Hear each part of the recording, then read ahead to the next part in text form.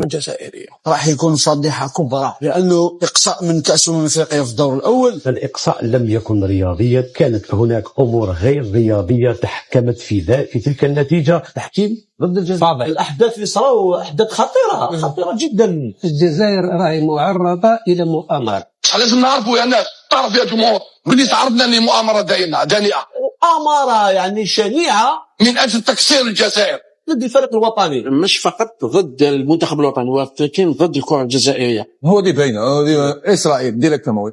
والناس حابش تفهم بلي تعرضنا لمؤامرة، بغض النظر على الفوتبول ما كناش، والتغييرات ما كناش، والتحضير البدني ما كناش، بصح كان مؤامرة. سجلها اونيكا، يسجل لمنتخب نيجيريا. مهم جدا تسجل اول ركله امام حارس كبير هو الحارس بونو عمار. هذا من الناحيه النفسيه، اللاعبين تاع نيجيريا من الناحيه النفسيه ممتازه جدا. سجل خليك سجل. والمغاربه حتى يشوفوا الحارس تاعهم مره واثنين، سجلها بطريقه رائعه. المغرب يضيع ركله الجزاء. شوف ملايك بزاف قال لي باللي يضيعها. هنا الحكم عنده ما يدير يا اخي، ما يقولوش عاودها. لا يعاودها. واش براين تحب نروح؟ هذا قلت له السعيد، دوكا عندك لا بوسيبيليتي باش الكارديان يخرج يدير ان بال قدام، ليسونسيال رجلك الدوز. اسعد الله اوقاتكم بكل خير والسلام عليكم. اول شيء مبروك تاهل المغرب للمباراه النهائيه لكاس افريقيا للامم، من بعد ما قصى واحد من اعتد الفرق او المنتخبات وهو المنتخب النيجيري بالضربات الترجيحيه. طيب فين يمكن نحطوا هذا التاهل غنحطوه بانه القيمه ديال الفريق الوطني المغربي هي نفس القيمه اللي عرفناها هذه السنوات، وهذا تبين بانه المقابلات الكبيره مع المنتخبات الكبيره تعطينا المنتخب الوطني المغربي الكبير. هذه مده وحنا تتسائلوا الفريق الوطني خصو يلعب مع المنتخبات الكبيره والكبيره. شفنا المنتخب الكبير اللي هو نيجيريا اشنو دار الجزائر، يعني لعب مقابله تدريبيه مع الجزائر وانتصر انتصار ساحق 2-0 في مقابله كانت تكون فيها اكثر من 4 ولا 5 ديال الاهداف امام منتخب ما ضيع ولا فرصه واحده.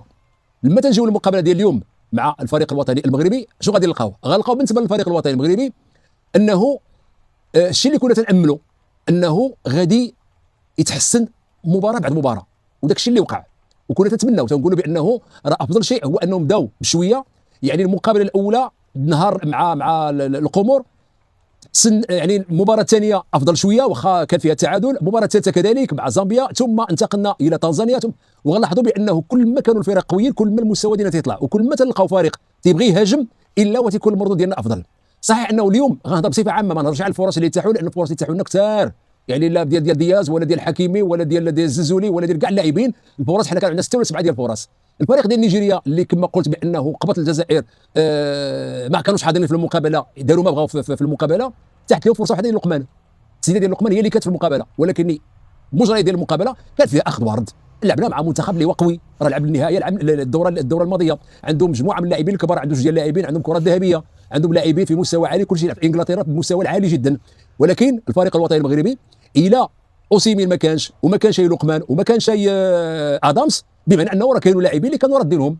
كان عندنا تخوف كثير، حنا منذ ما كانش فينا اللي ما كانش عندنا تخوف من وسط الدفاع. وسط الدفاع كان في مستوى عالي، مسينا واكر داروا مقابله من اروع ما يكون، بحيث انه شنو هاد الضربات الراسيه اللي دار اوسيمين. فإلا جينا نشوفوا المستوى ديال المقابله غنلقاو بانه على العموم كانت مقابله من احسن المقابلات، وكانت مقابله جديره باش تكون مقابله نهائيه ديال كاس افريقيا.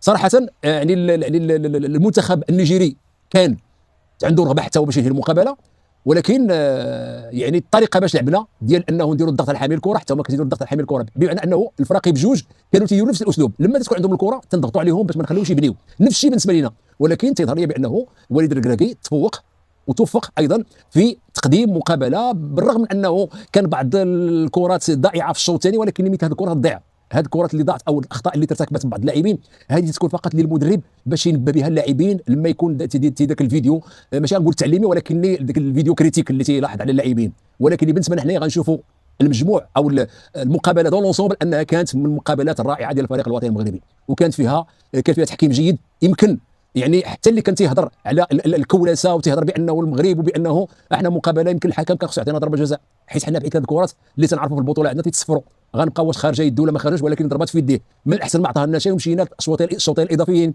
ومشينا للضربات الترجيحيه. ايوا تيظهر لي ما بقى ما اكثر من هذه النزاهه ديال مستوى التحكيم، ما بقى اكثر من اننا ربحنا بعقل الجبين ديالنا، بحيث انه اللاعبين واحد الوقت ما بقاوش قادرين يتحركوا.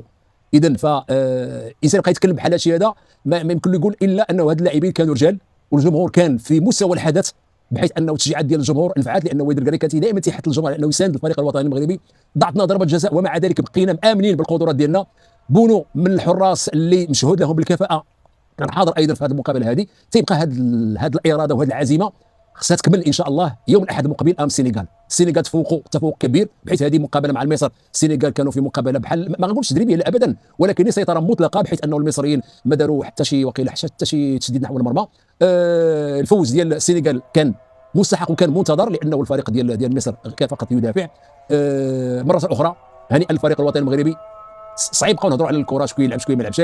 اللي مهم الان هو انه درنا مقابله اللي يبغيها الجمهور. السمات ديال اللاعبين، الاراده، الرغبه، التضامن، حتى ضربه الجزاء اللي ضيع اللاعب ايجامان. اول شيء هو اللاعبين مشاو تيساندوه قبل ما تضيع ضربه الجزاء ديال نيجيريا. هذه الاسره وهذه العائله وهذا التلاحم ما بين اللاعبين غادي يبقى ان شاء الله حتى النهار الحد ان شاء الله امام المنتخب السنغالي. وطبعا التتويج باللقب غيكون هو مسك الختام ان شاء الله، ودائما بالتوفيق للفريق الوطني.